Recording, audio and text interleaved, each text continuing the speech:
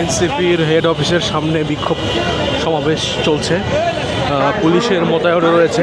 দর্শক, আপনাদেরকে দেখানোর চেষ্টা করছি এনসিপির কার্যালয়ের সামনে বিক্ষোভ মিছিল চলছে। এনসিপির কার্যালয়ের সামনে গতকালকে হবিগঞ্জে সাজি আলমদের উপর হামলার কারণে আজকে এনসিপির কার্যালয়ের সামনে বাংলা মোটরে বিক্ষোভ মিছিল চলছে।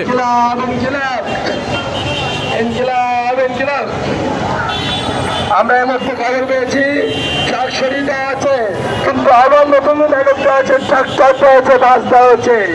আমরা তারেক রহমানকে বলতে চাই, আপনার প্রশাসনকে সামলান, আপনার ছাত্রদলকে সামলান। যদি আমাদের চূড়ান্ত লোক নাইল ইসলাম হাসান আপনাদের বলছে ফুলের ঠোকাও করে আজকে ঢাকা চৌকে যাওয়া হবে আমাদের পক্ষ থেকে। আমরা বলে দিতে চাই, 1.5 বছর একটি দলকে যদি ভয় পেয়ে আপনারা শিক্ষাই করে দাঁড়ি করেন, এই সরকারের থাকার কোন যোগ্যতা থাকে না।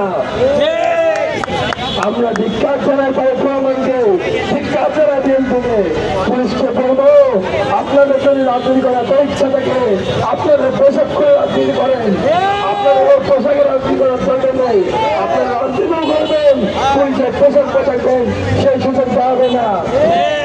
ছাত্রদের উপর হামলা করার যোগ্যতা পানি হলে শুনে একবার একটি চলে না, সবাই একটু আরেকটি চলে না,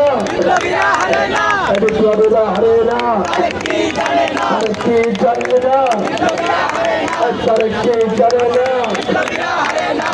না, হারে না। ছাত্রদের সন্ত্রাস